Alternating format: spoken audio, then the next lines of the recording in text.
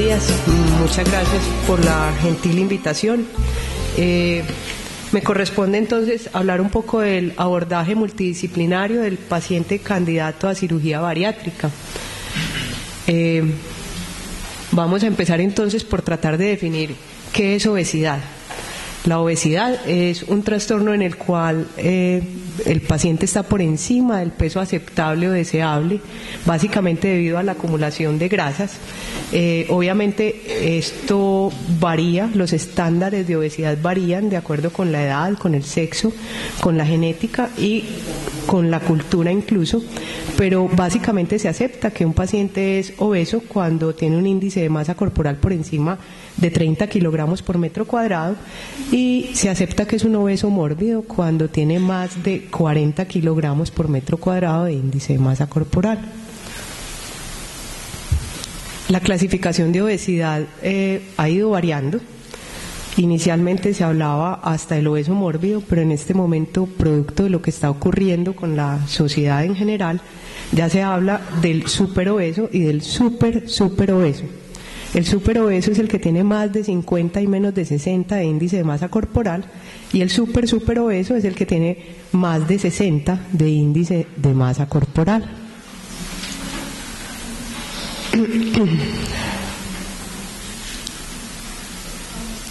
Perdón.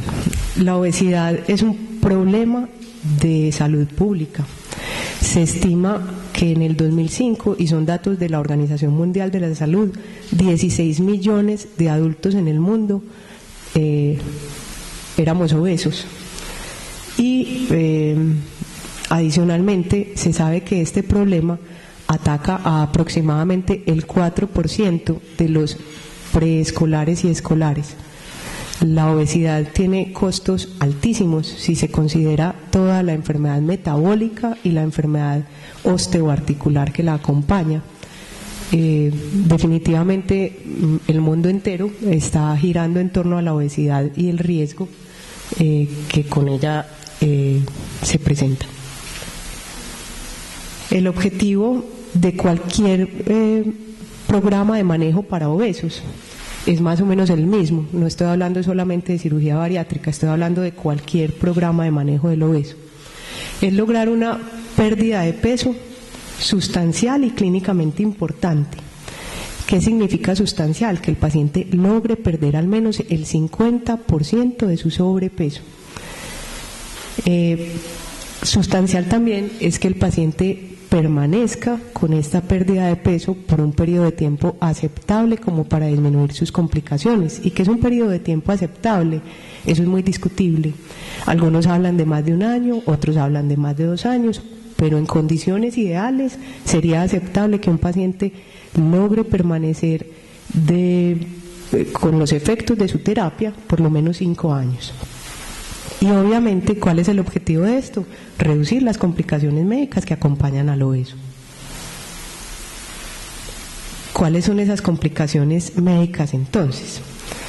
La diabetes, la intolerancia a los carbohidratos y la hiperglicemia, que se presenta hasta en el 34% de los pacientes que se han acercado a buscar ayuda quirúrgica para su obesidad. Y lo que se ha visto es que con el procedimiento quirúrgico se logra una remisión a 2 años del 85% de estos pacientes. La hipertensión arterial, que se encuentra en el 26% de los pacientes y que a 2 años se logra una remisión en el 66% del paciente quirúrgico. La hipertrigliceridemia y las HDL bajas, que se presentan hasta en el 40% de los pacientes y que a 2 años todavía están en remisión el 85% de ellos. El síndrome de apnea y hipopnea obstructiva del sueño, que se presenta en 22% de los hombres obesos prequirúrgicos y hasta en el 1% de las mujeres obesas prequirúrgicas, y que se observa una remisión en el 40% de los casos. La hipoventilación asociada a obesidad, que se presenta en el 12% de los pacientes y que a los 2 años todavía están en remisión el 76% de los pacientes.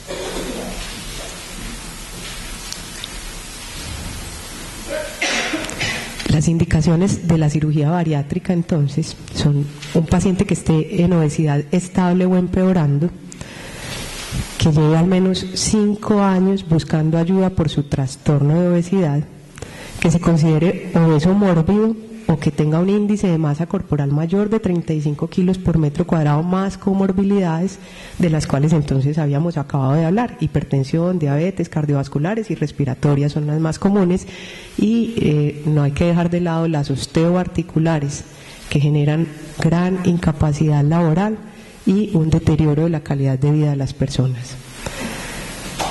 Los métodos convencionales son la dieta, la terapia comportamental y la actividad física. Se espera que cuando un paciente se acerca a buscar la opción de cirugía bariátrica haya tenido varios intentos de métodos convencionales fallidos para controlar su estado de obesidad. Las contraindicaciones para la cirugía bariátrica se dividen en grupos. Dentro de las psiquiátricas, las depresiones mayores descompensadas, los estados psicóticos no controlados y los trastornos de la alimentación no controlados, obviamente la bulimia, ¿no? Dentro de las orgánicas, que el riesgo anestésico del paciente supere el beneficio de la cirugía, lo cual es bastante improbable. Que el paciente tenga una enfermedad crónica no controlada, básicamente estamos hablando sobre todo de cáncer. Traje a la Mona Lisa porque probablemente en los estándares de la sociedad actual tendría sobrepeso, ¿no?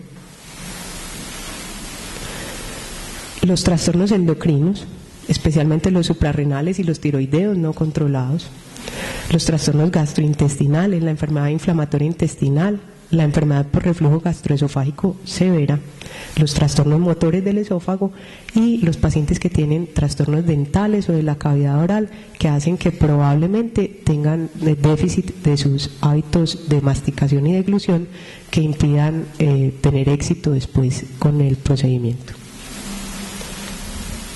Para hacer cirugía bariátrica, y esto es una posición de las sociedades grandes de cirugía bariátrica del mundo, se debe contar con un centro especializado donde se pueda hacer.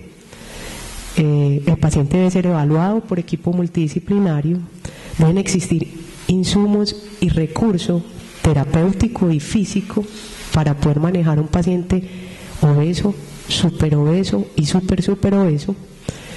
Y debe haber un claro consentimiento informado en el que al paciente le quede muy claro cuáles son las ventajas y las desventajas del manejo quirúrgico de la obesidad. Este equipo multidisciplinario, aunque es difícil encontrar en la literatura exactamente por quiénes debe estar conformado, lo que es claro es que en la mayoría de las guías debe contar con cirujano, endocrinólogo, internista, psicólogo, psiquiatra, nutricionista, deportólogo, fisiatra y cirujano plástico. El cirujano, este pues es uno de los supuestos primeros procedimientos quirúrgicos de la historia. Tiene a su cargo verificar que todas las condiciones estén dadas para que el procedimiento sea seguro para el paciente.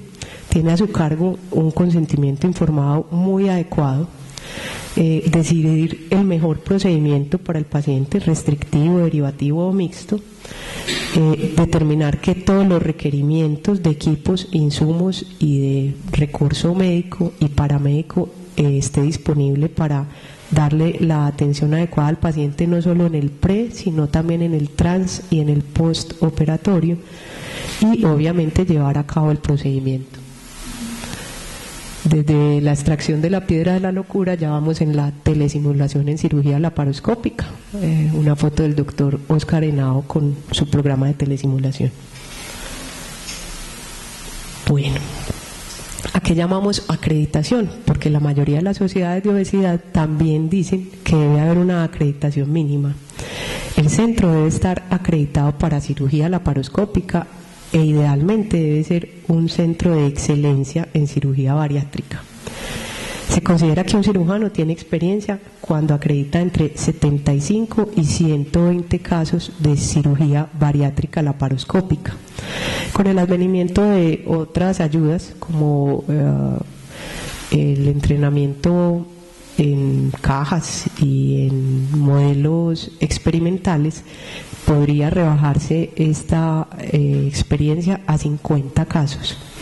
Siempre debe estar en este proceso de entrenamiento acompañado por una persona con experiencia, y algunos artículos proponen que la cirugía bariátrica en condiciones ideales nunca se debería realizar por un solo operador experto, sino que debería hacerse por 2 operadores idealmente expertos ambos.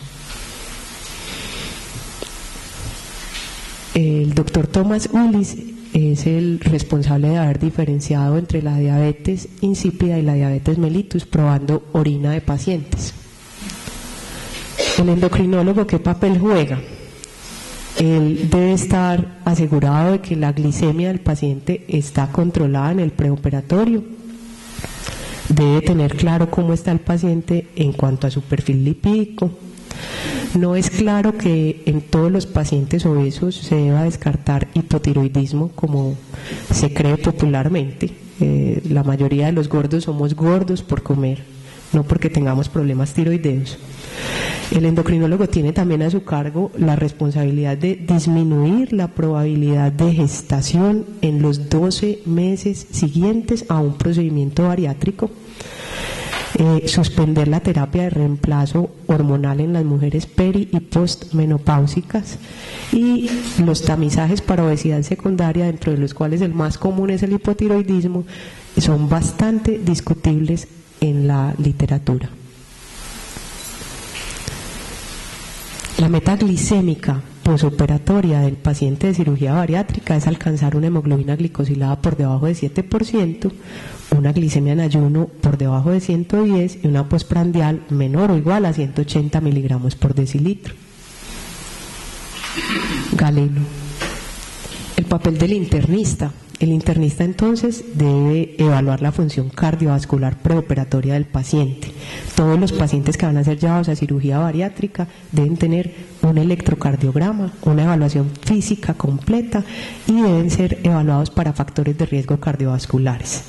No todos los pacientes deben tener interconsulta con el cardiólogo, ni todos los pacientes requieren bloqueo beta adrenérgico preoperatorio.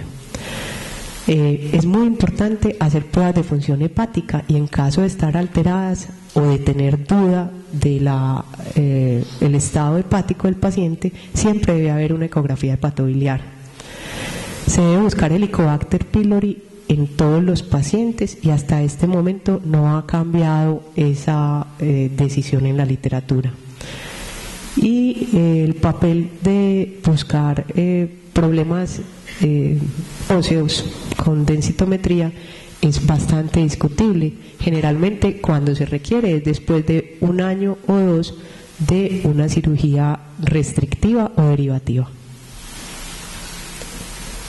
El internista también tiene a su cargo hacer una radiografía de tórax, una buena valoración pulmonar del paciente, y en caso de duda hacer gases arteriales y polisomnografía.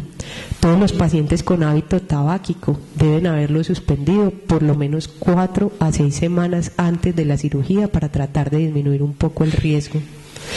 Los pacientes deben ser protegidos de la probabilidad de que hagan una trombosis venosa profunda y un tromboembolismo pulmonar, no solo en el transoperatorio, sino en el posoperatorio, y dependiendo de la severidad de la obesidad del paciente, incluso en el manejo ambulatorio inicial del paciente. Y los pacientes que tienen problemas de ronquido, que despiertan en la noche porque no pueden respirar, en fin, deben ser evaluados para excluir un cor pulmonale. El psiquiatra. Se sabe que entre el 3 y el 20% de las personas obesas cursan o cursamos con algún trastorno psiquiátrico.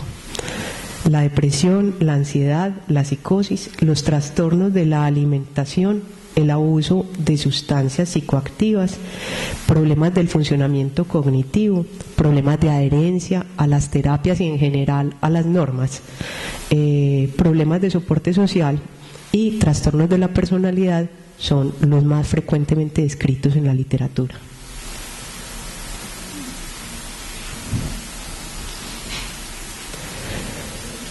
Se consideran contraindicaciones para hacer una cirugía bariátrica la psicosis, el abuso activo de sustancias, un déficit cognitivo severo que impida el autocuidado del paciente, los trastornos de la alimentación activos y descontrolados y la pérdida de soporte social o ausencia de un hogar para el manejo posoperatorio del paciente. Cuando digo que se consideran contraindicaciones, esto tampoco es absoluto. En la actualidad se habla de que los pacientes con problemas psiquiátricos no tienen absolutamente contraindicada un procedimiento bariátrico y que se requieren unos periodos mínimos de remisión o de control del estado psiquiátrico para ser llevados a cirugía, como los están viendo ahí.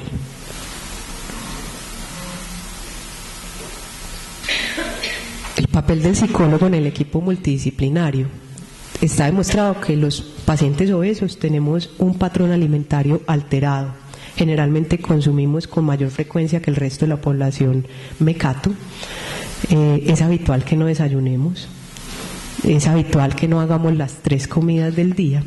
Es habitual que de tiempo en tiempo pasemos por dietas exageradamente estrictas para después desinhibirnos por completo. Entonces el papel del psicólogo es bien importante en el paciente bariátrico. Hay un trabajo con grupos de psicoterapia cognitivo-comportamental que es bastante útil para los comedores compulsivos y para los comedores compulsivos en fiestas, que es otro patrón bien frecuentemente alterado en el obeso y en el obeso mórbido.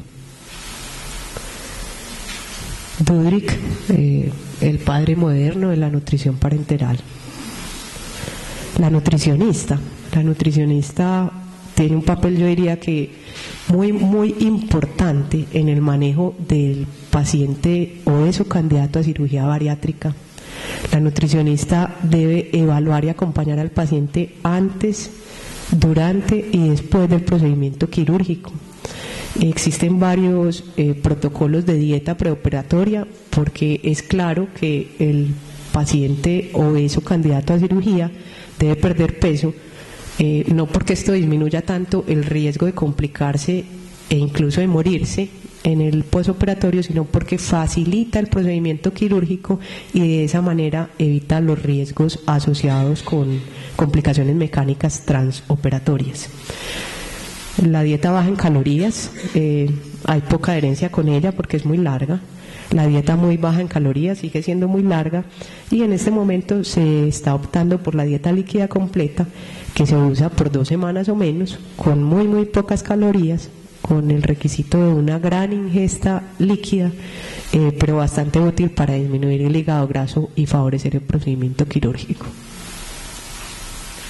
En el posoperatorio ni se diga, un paciente de cirugía bariátrica debe estar tomando líquidos aproximadamente 2 horas después de la recuperación anestésica y la nutricionista tiene a su cargo la dura tarea de acompañarnos en esa decisión de qué tomar, qué no tomar, cuánto ir aumentando en volumen y en densidad, tanto calórica como en densidad mecánica de la nutrición. Yo diría que es uno de los ejes fundamentales para que el paciente de cirugía bariátrica se sienta cómodo y tranquilo. La nutricionista también tiene a su cargo ayudar con la decisión de los suplementos que se le deben dar a los pacientes y vigilar que no haya déficit de macro y micronutrientes y en caso de haberlo, pues obviamente alertar al resto del equipo para hacer todo lo necesario para evitarlo. La monitorización del paciente bariátrico se debe hacer por lo menos basal y cada 3 meses durante el primer año y después se va espaciando. La densitometría se debe hacer cada año. El fisiatra y el deportólogo.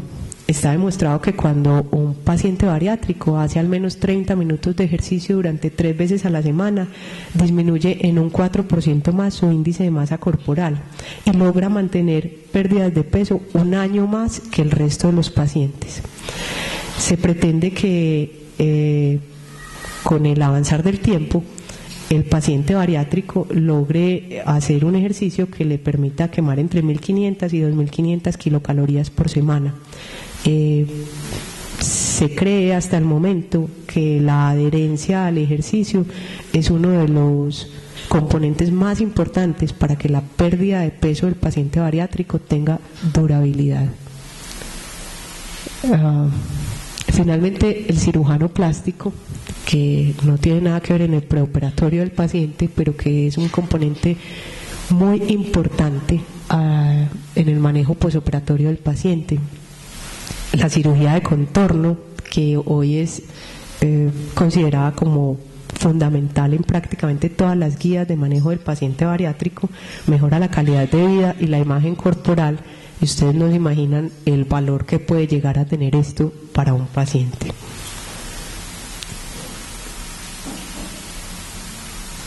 Bueno, yo quiero darles mis conclusiones. La cirugía bariátrica es una opción maravillosa. Sin duda, la imagen corporal es muy importante. Sin duda, el poder desplazarse sin tener dolores articulares es fundamental. Yo quisiera que el paciente bariátrico fuera mejor acompañado. Pienso que los grupos de psicoterapia son muy importantes. Yo creo que la cirugía bariátrica tiene muchísimas ventajas. Puesto en la balanza solo tiene ventajas, pero también tiene algunas complicaciones que uno quisiera saber que otros las tienen y las sienten. La caída del cabello, vivir con frío, otra cantidad de cosas que son difíciles de manejar. Yo pienso que son muy importantes. Sigo considerando que los grupos multidisciplinarios, no solo en el preoperatorio y en la decisión de quién sí debe o no debe ser operado, sino en el acompañamiento del paciente, ojalá por siempre, son fundamentales. Yo creo que uno necesita que lo escuche la nutricionista, que lo escuche la psicóloga, que lo escuchen otros obesos, que el deportólogo lo acompañe, que lo estén presionando para hacer ejercicio. Los gordos somos sedentarios por naturaleza. Sin duda, yo pienso que si la cirugía bariátrica tiene éxito como mecanismo duradero de control del sobrepeso del paciente, solamente es con el abordaje multidisciplinario y no de ninguna otra manera. Les agradezco mucho su atención.